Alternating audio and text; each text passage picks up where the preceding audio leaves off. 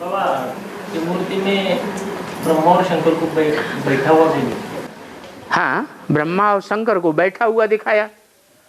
और बैठा हुआ क्यों दिखाया है? बैठा हुआ क्यों दिखाया? कोई खड़े खड़े थक जाएगा तो क्या करेगा? है? बताओ क्या करेगा? बैठेगा कि नहीं बैठेगा?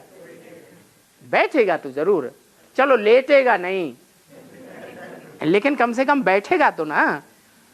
टांगों को थोड़ा तो आराम मिलेगा कि नहीं मिलेगा? है? बैठे बैठे दौड़ लगाएगा? है? बैठे बैठे तो दौड़ नहीं लगा सकता। अगर खड़ा हुआ है अलर्ट होकर के तो उसे जैसे ही नंबर मिलेगा 1 2 3 तो दौड़ पड़ेगा कि नहीं दौड़ पड़ेगा? दौड़ पड़ेगा। तो विष्णु को खड़ा हुआ दिखाया है, माने पुरुषार्थ में वो सदैव दौड़ने की स्टेज में अलर्ट खड़ा है। और ब्रह्मा और शंकर है बैठे हुए हैं। क्यों बैठे हुए हैं? क्यों बैठ जाते हैं? चलो ब्रह्मा बैठ जाते हैं वो तो ठीक, उनका तो हार्ट फेल हो गया, बैठ गए। शंकर जी क्यों बैठ गए? ये अंतिम स्टेज में बैठे हुए दिखाया है, याद में बैठ गए हैं। याद खड़े खड़े होके नहीं की जा सकती है? क्यों बैठ गए? अरे शंकर जिसको शरीर दिखाया है वो आत्मा किसकी है? अरे किसकी आत्मा है? और ब्रह्मा जिसको बैठे हुए दिखाया है वो आत्मा किसकी है? वो कृष्ण की आत्मा है। और शंकर राम वाली आत्मा है। तो राम वाली आत्मा के लिए थक के बैठ जाने की बात कुछ मुरली में आई है कि नहीं आई है? राम फेल हो गया। आदि में भी क्या हुआ? आदि में भी फेल हो गया।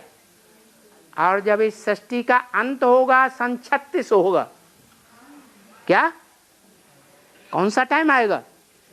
उसे अंत कहेंगे या नहीं? है? उस अंतिम क्षण में वो फेल होगा या पास होगा? पास हो जाएगा। है? वो पिछले कल्प की अंतिम क्षण कही जाएगी, या जो नया आने वाला कल्प है, नई दुनिया है, उसका फर्स्ट क्षण कहा जाएगा। है? अंतिम क्षण कही जाएगी। पुरानी दुनिया जब पूरी खत्म होती है तो उस अंतिम क्षण में भी क्या कहेंगे? आदि में क्या हुआ?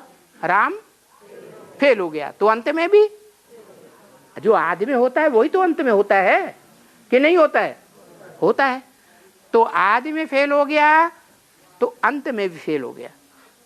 लेकिन उस अंत समय को फाइनल पेपर का रिजल्ट कहेंगे? कहेंगे? है? फाइनल पेपर का रिजल्ट पहले ही निकल जाता है या सन 36 में निकलेगा? है? वो तो पहले ही निकल जाता है। बाकी जो आदि में हुआ सो अंत में तो जरूर होना है। क्यों? क्योंकि सारी दुनिया कलयुग के अंत में किसका संप्रदाय बन जाती है?